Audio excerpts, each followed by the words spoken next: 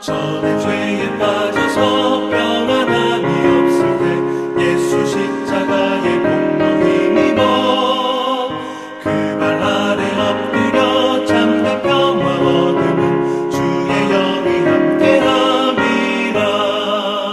성령이 계시네 할렐루야 함께 하시네. 좁은 길을 걸으며 밤낮 기뻐하는 것 주의 영이 함께 함이라. 나와 동행하시고 모든 염려하시니 나는 숲의 새와 같이 기쁘다. 내가 기쁜 마음으로 주의 뜻을 행하는 주의 영이 함께함이라. 성령이 계시네 할렐루야 함께 하시네. 좁은 길을 걸으며 밤낮 기뻐하는 것 주의 영이 함께함이라. 세상 모든 욕망과 나의 모든 정욕은 십자가의 힘이 못을 박았네. 어두운 밤이 지나고 무거운 짐 벗으니 주의 영이 함께함이라. 성령이 계시네 할렐루야 함께 하시네. 좁은 길을 걸으며 밤낮 기뻐하는 것 주의 영이 함께함이라.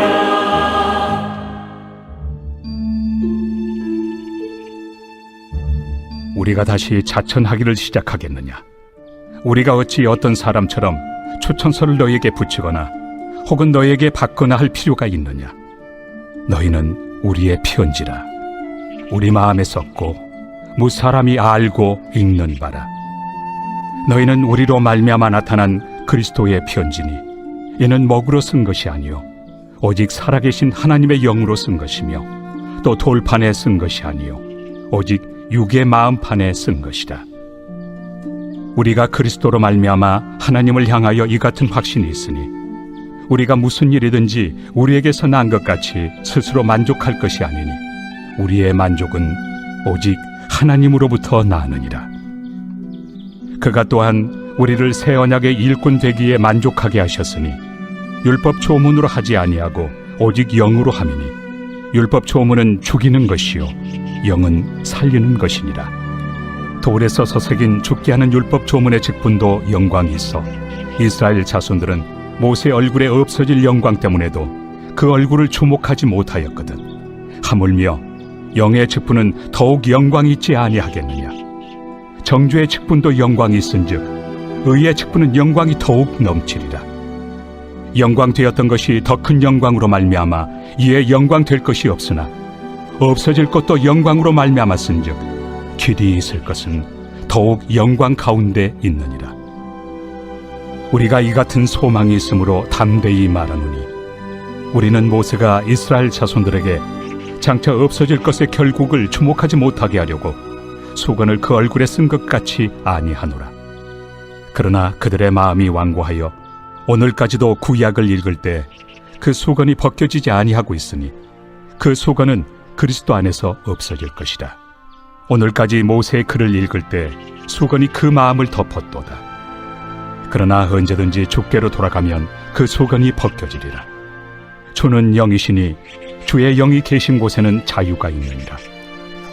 우리가 다 수건을 벗은 얼굴로 거울을 보는 것 같이 주의 영광을 보면 그와 같은 형상으로 변화하여 영광에서 영광에 이르니 곧 주의 영으로 말미암음이니라.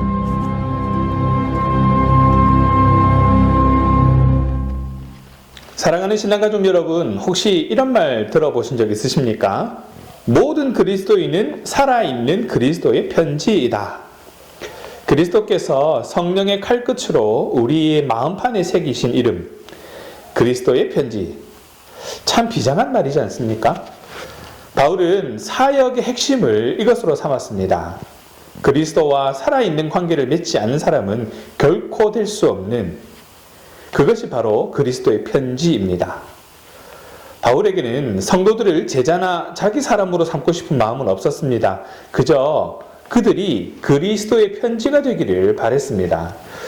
그래서 바울은 신실한 매개자가 되어서 그리스도께서 성령으로 말미암아 친히 자신의 편지를 새기는 그 일을 수종들었습니다.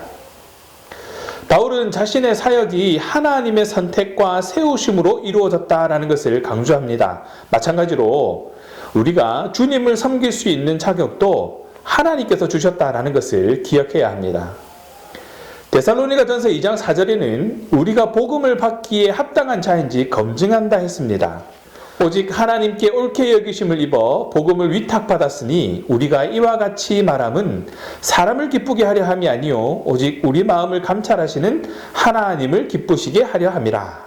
바울은 출발점이 분명했습니다. 그러다 보니까 데살로니가전서 2장 4절에서처럼 갈라디아서 1장 10절에서도 하나님을 기쁘시게 하는 사역에 온통 관심이 집중될 수밖에 없었던 것입니다.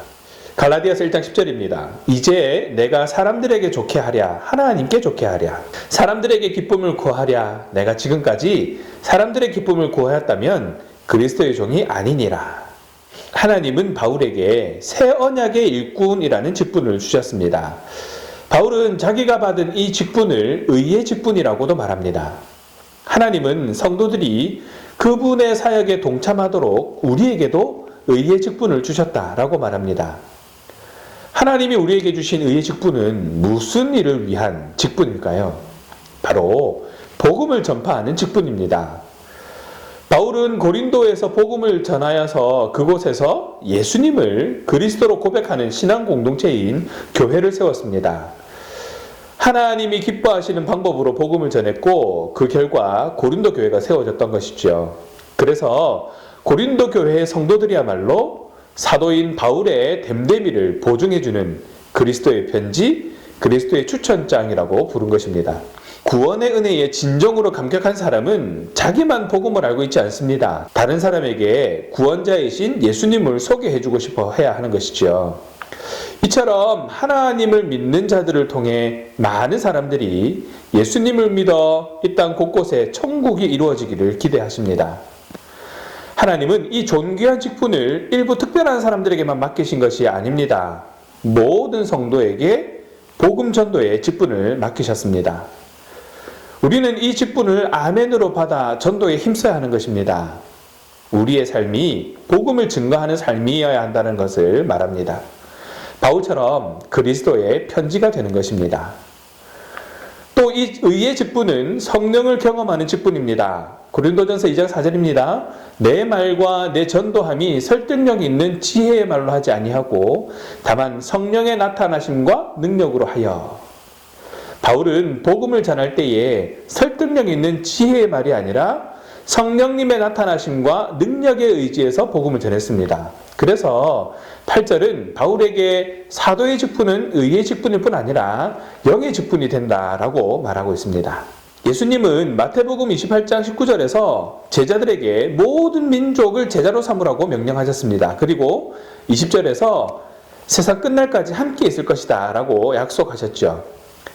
우리가 세상 사람들에게 복음을 전해서 그들이 예수님이 구주요 왕이심을 고백하는 제자로 세울 때에 예수님은 우리가 하나님께 받은 직분을 감당하는 그 장소와 시간 속에서 우리와 항상 함께 하십니다. 승천하여 하나님의 우편에 앉아 계신 예수님이 어떻게 이 땅에 있는 우리와 함께 하실 수 있는가? 그것은 고린도전서 3장 16절에서 말씀하시는 것처럼 성령님의 내주하심을 통해 가능해집니다. 복음을 전하며 살 때 성령님의 임재와 능력을 생생하게 경험할 수 있는 것입니다. 또 이 의의 직분은 하나님의 영광을 드러내는 직분입니다. 하나님이 우리에게 주신 이 직분은 복음을 증거하고 성령님을 경험하는 직분일 뿐만 아니라 11절에서 하나님의 영광을 드러내는 직분이다 라고 말하고 있습니다. 로마서 3장 23절은 모든 사람이 죄를 지었고 그 결과 하나님의 영광에 이르지 못하게 되었다라고 말하고 있습니다. 인간의 죄 때문에 하나님은 마땅히 받으셔야 할 영광을 받지 못하실 뿐만 아니라 에스겔서 36장 20절에서 오히려 그분의 거룩한 이름이 더럽혀졌다라고 말하고 있지요.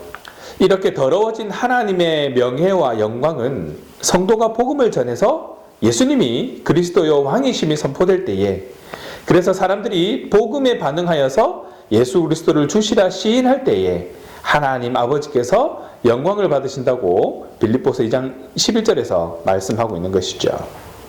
그뿐만 아니라 우리가 이 땅에서 정결한 삶을 살 때, 또 하나님을 믿지 않는 사람들은 그리스도인의 선하고 거룩한 사람을 통해서 좋으신 하나님을 경험하고 하나님께 영광을 돌리게 됩니다. 이것이 바로 세상이 구원받고 하나님의 영광이 드러나는 하나님의 방식인 것입니다. 그런데 문제는 살아온 습관이나 생활 방식에서 벗어나기가 쉽지 않다는 데 있습니다. 대부분 자신의 습관이나 태도에 갇혀서 살아갑니다. 그리스도께서 오셨음에도 불구하고 유대인들은 여전히 율법에 집착했고 자신들의 영적 무지에 갇힌 것처럼 사람들은 그 습관을 쉽게 버리지 못합니다. 바울은 복음의 영적 의미에 대해서 12절부터 이야기하고 있습니다. 여기에서 바울은 예수 그리스도를 통해서 새 언약에 대한 소망을 말합니다.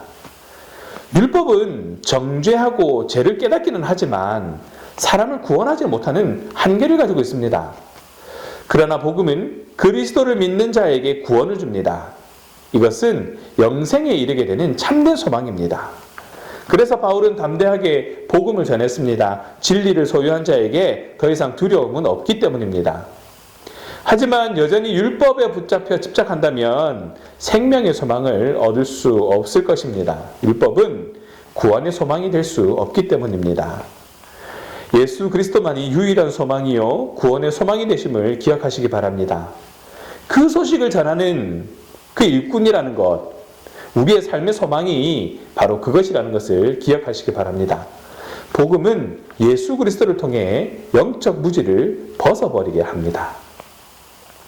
율법의 영광으로 율법을 수여받은 모세의 얼굴에도 광채가 났습니다. 마치 그것이 전부인 것처럼 말입니다. 하지만 율법의 광채는 그리스도께서 오실 때까지만 유효합니다. 율법의 광채는 아주 제한적입니다. 율법의 마침이요 완성은 그리스도이시기 때문에 그때까지만 유효한 것이죠. 그러나 이스라엘은 율법의 실체이신 예수 그리스도를 거부했습니다. 그림자에 불과한 율법의 영광에 집착하고 말았습니다. 모세가 율법에 사라질 영광에 주목하지 말라고 그 얼굴을 수건으로 가렸는데 이스라엘 자손들은 그 의미를 아직도 깨닫지 못하고 있습니다. 그들의 마음이 참된 영광에 비치신 예수 그리스도를 배척함으로써 어두워지고 완악해졌기 때문입니다. 그들의 마음은 여전히 영적 무지의 수건으로 덮여 있습니다. 고린도 교회에 잠입한 유대주의자들도 동일한 수건으로 눈이 가려진 자들입니다. 이제 율법으로 가려진 수건은 제거되어야 합니다. 그리스도는 율법의 마침입니다. 그리스도의 복음의 광채가 밝게 빛날 때 율법의 그림자는 뒤로 물러가게 됩니다. 여러분의 마음이 날마다 복음의 영광으로 충만케 되기를 바랍니다. 그래서 예수 그리스도는 참된 자유이심을 깨닫게 되시기 바랍니다. 아직도 유대인들은 모세의 글을 읽으면서 율법의 영광에 주목합니다. 수건으로 눈이 가려진 것처럼 그들은 그리스도의 복음의 영광을 보지 못합니다. 바울은 누구든지 그리스도께로 돌아오는 자들은 믿음으로 그 무지의 수건이 벗겨질 것이라고 말합니다. 예수 그리스도를 만나면 무지의 수건이 벗겨집니다. 그리스도를 만나지 못하면 율법에 사라질 영광에 빠져서 영적 혼돈을 느끼고 방황하게 될 것입니다. 예수 그리스도께서는 우리에게 참된 자유를 주시는 분입니다. 죄와 사망의 올무에 매여 마귀의 종로로 돼서 해방시켜 주실 분은 오직 예수 그리스도뿐입니다. 그리스도의 복음만이 사람을 죄에서 영원히 자유하게 합니다. 율법에는 참 자유가 없습니다. 복음을 깨닫는 자는 가려진 것이 없기 때문에 찬란한 그리스도의 영광을 볼 수 있게 되는 것이죠. 또한 복음의 사람들은 그리스도의 빛난 형상을 쫓아 날마다 그분의 형상을 닮아가게 될 것입니다. 우리의 삶이, 우리의 모습이 주님의 모습을 닮아가고 있는지 점검해 보시기 바랍니다. 유대인들은 그림자에 불과한 율법을 여전히 자신들의 소망이요 구원자로 삼고 살고 있습니다. 영안이 영적 무지로 닫힌 것입니다. 혹시 여러분들도 유대인들처럼 그리스도에 대한 복음의 실체에 주목하지 않고 복음의 그림자에 집착하고 있지는 않습니까? 우리의 참된 소망은 오직 그리스도의 복음입니다. 그리스도의 복음에 집중하시기 바랍니다. 그리고 영광스러운 복음의 일꾼으로 사명을 감당하는 저와 여러분 되시기를 주님의 이름으로 축원합니다. 기도하겠습니다. 사랑의 하나님 감사합니다. 오늘도 우리에게 귀한 말씀을 통해 복음을 깨닫게 하시고 붙잡게 하시고 복음을 전하는 사명을 기억하게 하시고 내주하시는 성령을 의지할 수 있도록 믿음 더하여 주심에 감사드립니다. 알고 있는 것에서 그치지 않고 삶에서 실천하는 그런 신앙의 모습을 갖게 하시고 거칠애가 아닌 참 고백이 될 수 있도록 주장하여 주시옵소서. 하나님께서 하신 일입니다. 아멘으로 순종하며 이 땅에 하나님 나라를 이루어가는 주님의 사역에 적극 동참하게 하시고 죄로 가리었던 하나님의 영광을 온전히 드러낼 수 있도록 인도하심에 응답하는 그런 삶이 되게 하여 주시옵소서. 감사합니다 주님. 우리 주 예수 그리스도 이름으로 기도합니다. 아멘.